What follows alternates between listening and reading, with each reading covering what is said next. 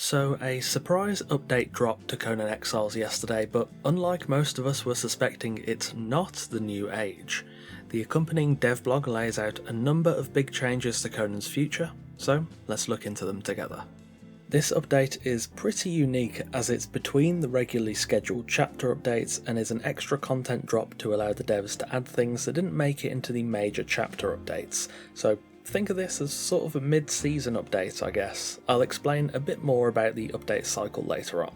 There's a fair bit to tackle here, so I think it's best to chop through the dev blog and see what's coming and what's changing in the future. Firstly, the contents of this update. Headhunters and Witch Hunts are back in the game, bringing back these old events from the Age of Sorcery and giving them some new rewards this time around. Given that the devs want to build an event system that can cycle events in and out regularly, I'm not surprised at all to see Headhunters and Witch Hunts return, but I am happy to see some new rewards in the loot pool, including the Khitan Slaver outfit, a new truncheon, bindings, manacles, blue and red fireworks, and a Khitan Exile tribute basin. The Mad Prophet armour set will also be returning with this event, so if you didn't get your hands on that armour last time, it is now accessible again. With this update, the Sacred Hunt will be going away and will be replaced by these events, though of course that was well known before. Headhunters and Witch Hunts were a fairly fun activity before, Headhunters slightly more so in my opinion, and I think the new rewards should keep this event at least somewhat interesting for a while. Overall, a nice cycling in of some older events that I think will end up being a permanent addition to the event rotation system. Additionally, Down But Not Out has now arrived and can now be used to save your thralls. When a thrall is defeated, they will enter a downed state and you can resurrect them. However, each down will incur a strike. If your thrall gets 3 strikes, then it will die on the 4th down. Those strikes will expire with time, so you can revive that thrall as many times as necessary over its lifespan, as long as they have that cooling off period between downs. Just on reading the patch notes, this seems like a pretty good way to handle the system. I'll be doing a more in-depth video on it in the coming days. On to the probably more important stuff. The first major change to the future of Conan is a new structure and tempo for content updates. The current update cycle is once every 3 months, and though that constant influx of updates was exciting, it created plenty of its own problems.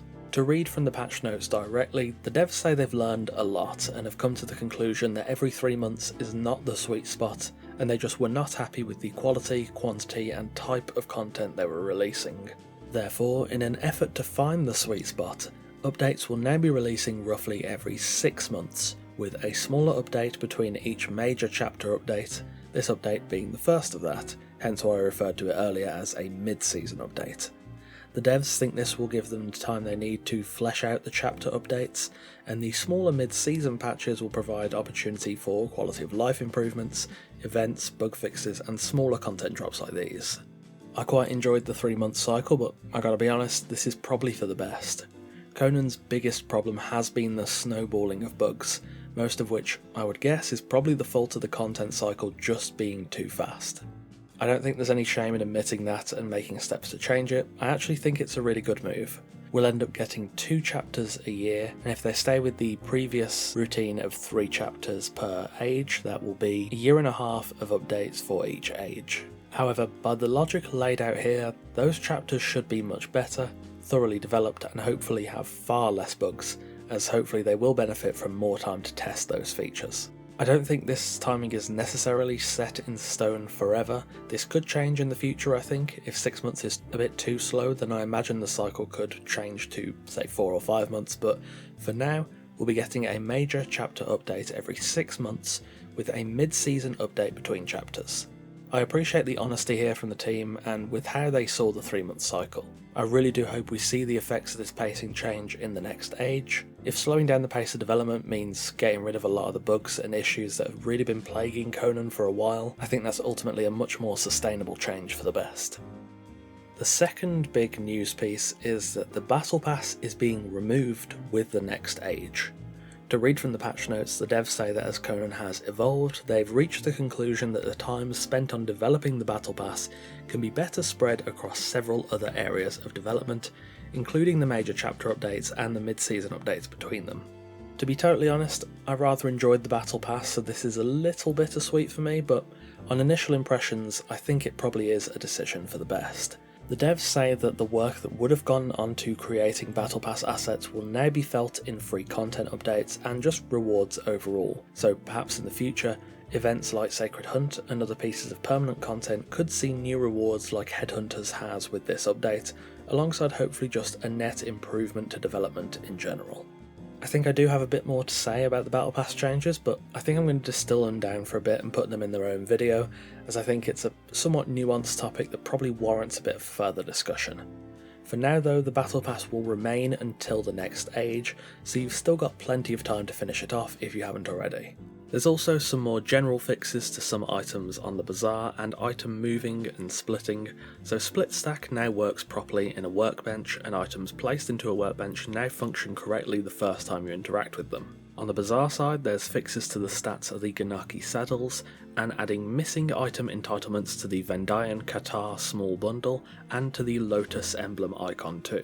There's also mention of a couple of new things coming to the bazaar, namely Towers of Yamatai, the Celestial Scholar bundle, and the Barachan Castaway bundle, which sounds a bit like a building set. There's only one image of what I think is a pretty safe bet is the Towers of Yamatai bundle. It looks very clean and looks like a really good refresh to the Yamatai set. I'll definitely be reviewing that when it drops.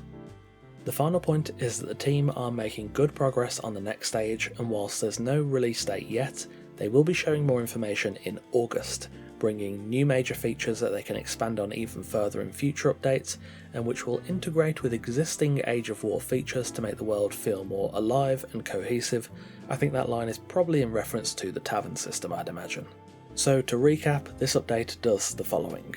Witch Hunts and Headhunters are back in the game as the currently active events for the first time since the Age of Sorcery, bringing with them some new and returning rewards. The content cycle of Conan Exiles is changing, with major updates now happening every 6 months in an effort to improve quality of said updates, alongside smaller mid-season updates between them, this one being the first. The Battle Pass is being removed in the next age, so you've got until then to finish the current one, and we will learn more about that age in August, with a possible release date being September, if I've worked out correctly.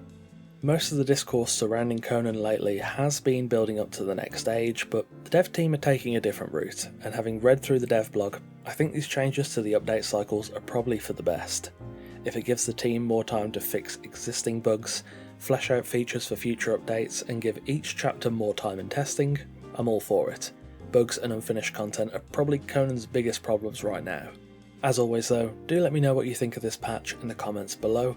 I'll be making separate videos covering the return of Headhunter and Witch Hunts, alongside diving into more on the Battle Pass removal and the down but not out system too, so make sure you subscribe to see those videos over the coming week or so.